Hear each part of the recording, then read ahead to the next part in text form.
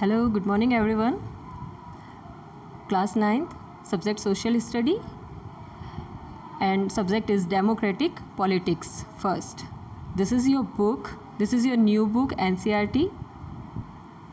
This is our book Democratic Politics First. This is the NCERT book. You have to purchase this only.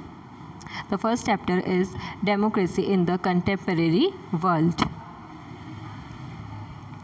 So first of all, this book is, I would like to introduce about this book to all of you.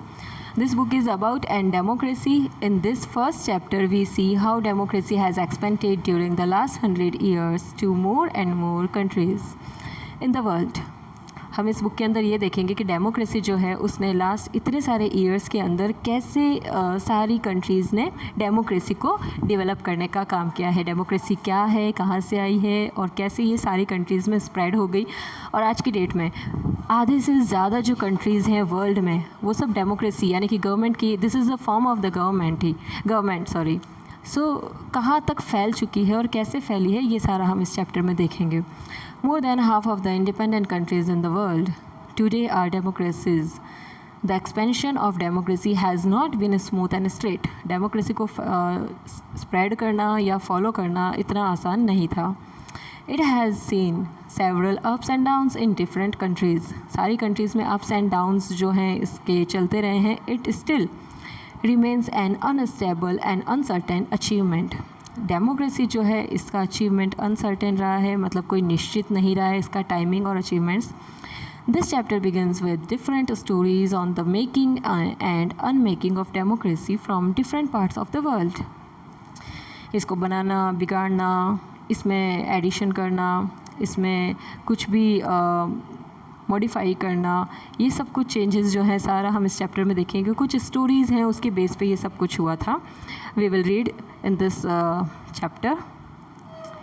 These stories are meant to give a sense of what it means to experience democracy and its absence.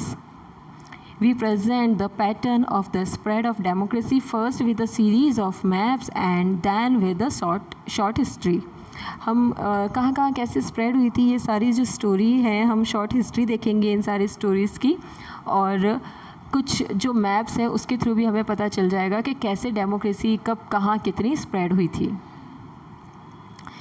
This focus in this chapter is on democracy within a country, but towards the end of the chapter we take a look at democracy और its absence in the relations among different countries. We examine the working of some international organizations. This allows us to ask a big question: are we moving towards democracy at a global level? आज की date में हम ये देखेंगे कि democracy कैसे इतना develop हो गई. क्या हम इसको आज भी इतना ग्लोबल लेवल पे मेज़र कर सकते हैं और मेज़रमेंट इसका निकाल सकते हैं. Now two tales of democracy. Just look at here this person. Let's take a short introduction of this person. This is the president. Sorry, he was the president, ex-president of the Chile country. हम बात कर रहे हैं एक देश chilli, वहाँ के जो राष्ट्रपति थे उनके बारे में. The person who wearing a helmet, President Salvador Allende, and his security guards in front of La Moneda, Chile's president palace on 11 September 1973, hours before his death. उनकी डेथ के जस्ट पहले के टाइम की कुछ फ़ोटो है. ये कुछ उनके गाइड हैं, बॉडीगार्ड्स हैं, सिक्योरिटी गार्ड्स हैं. और ये हम उस सिचुएशन की बात कर रहे हैं जब चिली की जो मिलिट्री फॉर्म थी उस मिलिट्री ने यहाँ के प्रेसिडेंट को अरेस्ट करने का काम किया था. ये उस सिचुएशन की टाइम की पिक है और ये उनके जस्ट डेथ के, उनके मरने के पहले की, इनफैक्ट उनको मारा गया था उससे कुछ घंटों पहले की पिक है. So let's take a start of this story. Workers of my country, I have faith in Chile and its future. मेरे कंट्री के जो वर्कर्स हैं मैं उन पे ट्रस्ट करता हूँ और मेरी कंट्री जो है वो चिली है, और इसके फ्यूचर के लिए भी मैं एक विश्वास के साथ अच्छे फ्यूचर की कामना करता हूँ. Other man will overcome this dark and bitter moment when treason seeks to prevail. Other man जो हैं, जो मैं ये मानता हूँ कि कोई भी पर्सन हो, लेकिन मेरी चिली और मेरी कंट्री के जो पर्सन्स हैं वो क्या करेंगे, ज़्यादा से ज़्यादा जितनी भी डार्कनेस उनकी लाइफ में रही है इन सब से निकल कर एक लाइट में ज़रूर जाएंगे. मतलब ये है, अगर आपका जो प्रेजेंट या लाइफ अगर प्रॉब्लम्स में चल रही है तो आने वाले टाइम में यही लाइफ जो है वो प्रॉब्लम फ्री भी हो जाएगी. Keep in mind that much sooner than later the great avenues will again be open through which will pass free man to construct a better society. और ऐसी लाइफ जब हम लाने की कोशिश करेंगे तब कई लोगों के माइंड जो है वो ओपन हो जाएंगे. इसका मतलब उनका माइंड डेवलप होगा, और डेवलप्ड माइंड वाले पर्सन्स अगर मिल जाते हैं तो वो एक बेटर सोसाइटी जो है वो डेवलप करने का काम करेंगे या बनाने का करेंगे. Long live Chile. मेरी कंट्री चिली जो है वो ज़्यादा से ज़्यादा जिए. Long live the people. यहाँ के लोग भी ज़्यादा जिए. Long live the workers. यहाँ के वर्कर्स जो हैं वो ज़्यादा जिए. उनका फोकस जो होता था अलाइन दे, प्रेसिडेंट का नाम है अलाइन दे, इसको पर्टिकुलरली अलाइन दे ही प्रोनाउंस करेंगे, ठीक है, अलाइन दे और आइन दे. उनका फोकस था वर्कर्स के ऊपर, यानी कि किसी भी कंट्री के डेवलपमेंट का होना या उस कंट्री का रहना जीना, उसका फ़्लो करना चलना, ये सब कुछ डिपेंड करता है उस कंट्री के वर्कर्स पर.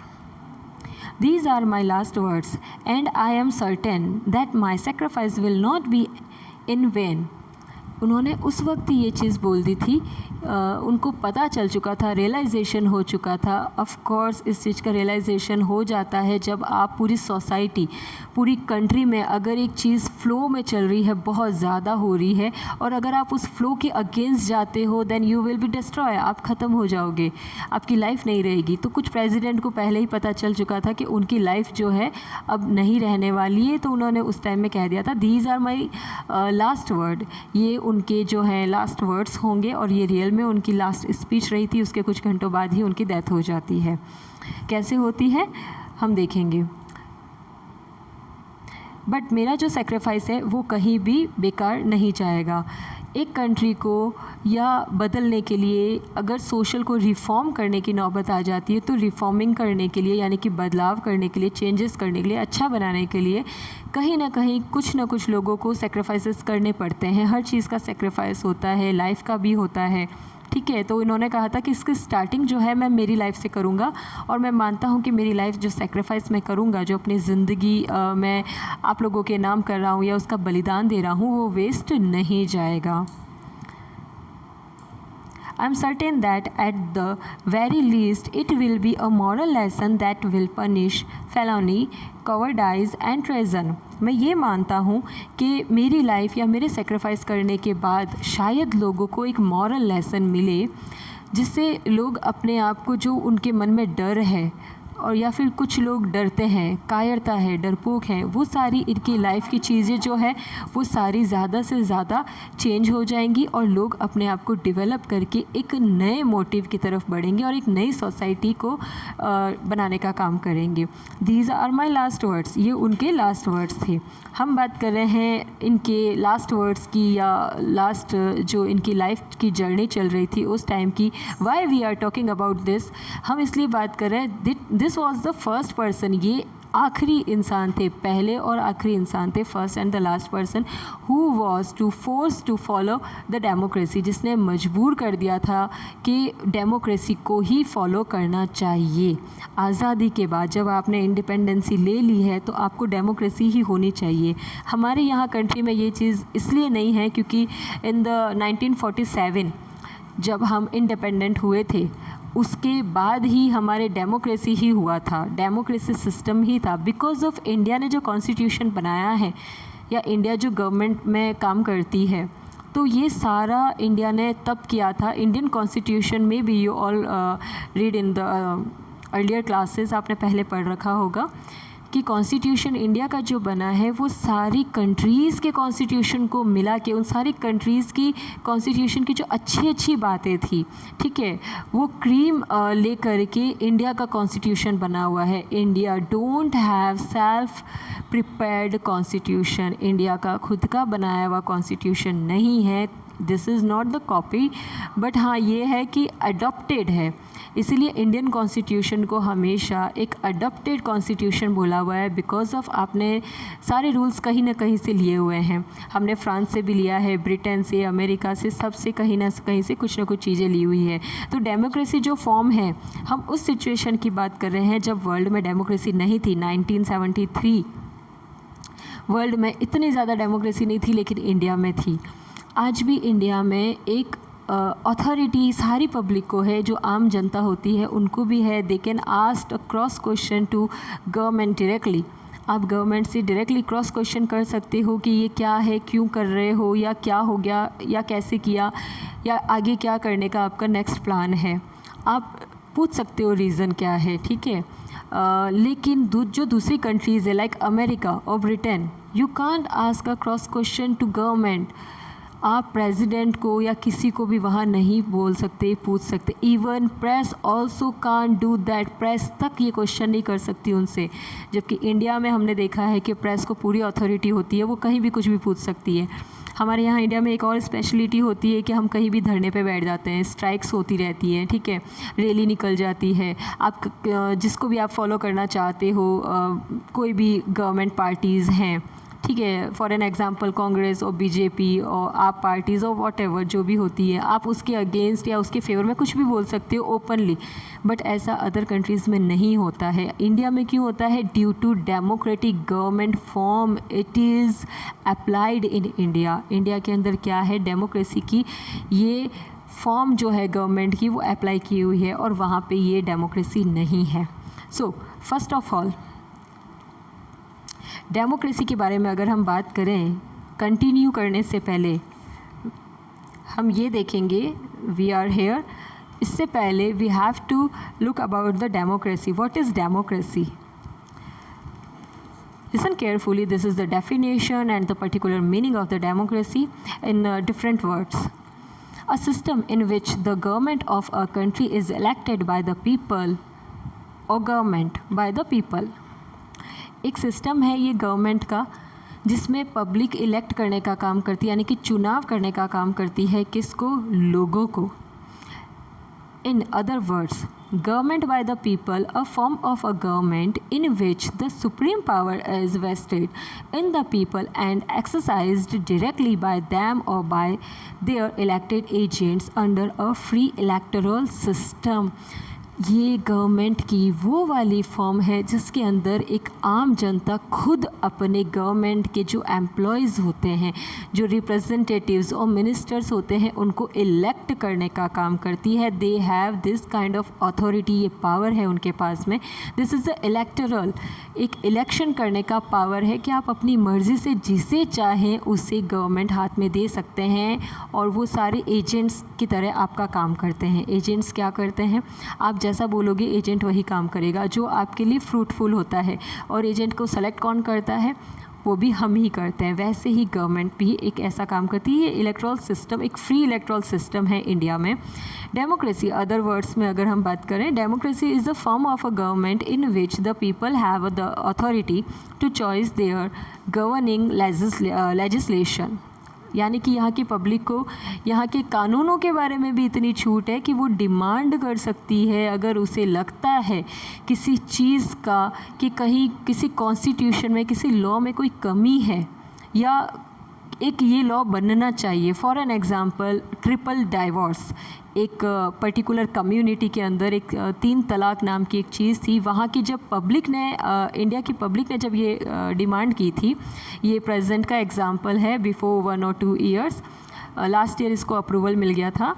उसमें ये था कि ट्रिपल डाइवोर्स से एक लड़की की लाइफ जो होती है उस कम्युनिटी की, उसकी स्पॉइल हो जाती है। तो उसकी लाइफ को सेव करने की अथॉरिटी किसकी है?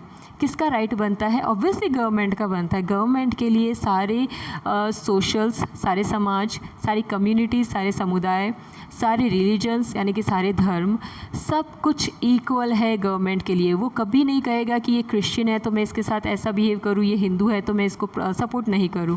गवर्नमेंट के लिए सब कुछ सेम है। गवर्नमेंट के पास में अगर आप कोई भी समाज से बिलोंग करते हो, but if you are facing a problem, if you are having any kind of obstacles to survive your life, then you can directly ask to your government. आप अपने गवर्नमेंट से पूछ सकते हो और सोल्यूशन निकलवा सकते हो। इंडियन कॉन्स्टिट्यूशन में कहीं डिवोर्स के बारे में कुछ नहीं लिखा हुआ था, ट्रिपल डाइवोर्स होना चाहिए नहीं होना चाहिए, लेकिन यहाँ पे जब ये अथॉरिटी मांगी गई थी, जब पब्लिक ने अपने राइट्स का यूज़ करते हुए क्या किया था, अपने राइट्स का यूज़ करते हुए गवर्नमेंट ने ये चीज़ बोल दी थी पब्लिक ने कि हमको ट्रिपल डाइवोर्स नहीं चाहिए। तो क्या हुआ, गवर्नमेंट ने, लेजिस्लेशन ने सडनली क्या कर लिया था, एक एक्ट बना दिया, okay triple divorce is invalid, ये इनवैलिड होगा। अब ट्रिपल डाइवोर्स जैसी कोई चीज़ इंडिया में नहीं होगी और है भी नहीं। तो ये क्या था, लॉ नहीं था, कॉन्स्टिट्यूशन नहीं था, बट क्या हो गया, लॉ बन गया डायरेक्टली जब पब्लिक ने डिमांड की। तो ये पब्लिक को एक फ्री अथॉरिटी जो है वो मिली हुई है। One more thing, this is a very special thing. These kind of authorities, this kind of rights, human rights, fundamental rights is available only in India. ये सिर्फ और सिर्फ इंडिया में मिलते हैं। Who people are and how authority is shared among them are core issues for democratic theory, development and constitution. Okay, अब ये public के पास में हक है और पब्लिक इसके लिए क्या कर सकती है, ओपोज कर सकती है। अगर गवर्नमेंट ने कोई लॉ बनाया है और अगर आपको वो नहीं पसंद है तो आप उसके खिलाफ आवाज़ उठा सकते हो। You can take an example of the CAA।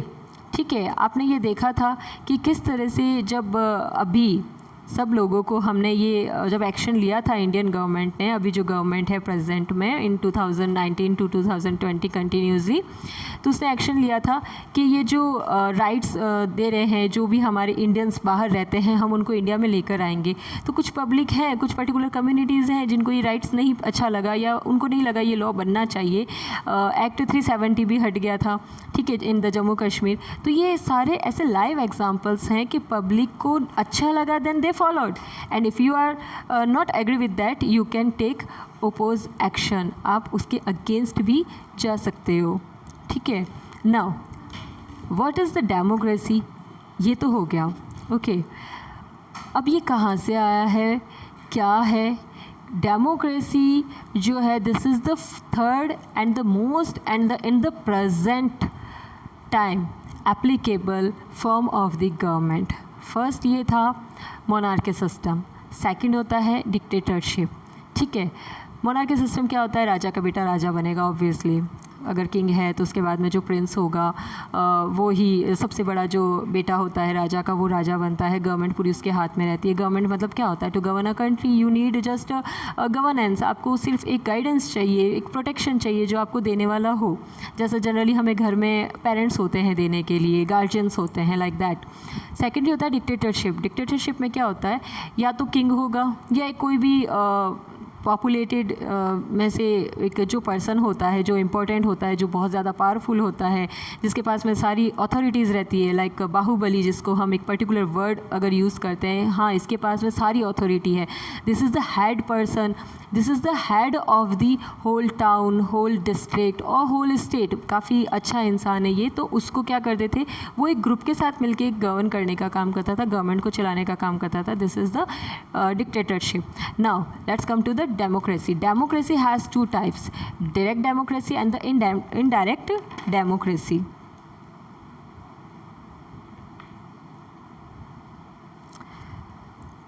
So you have to give me the answer of this question, what is the democracy? What is the second question is, what is the importance of democracy?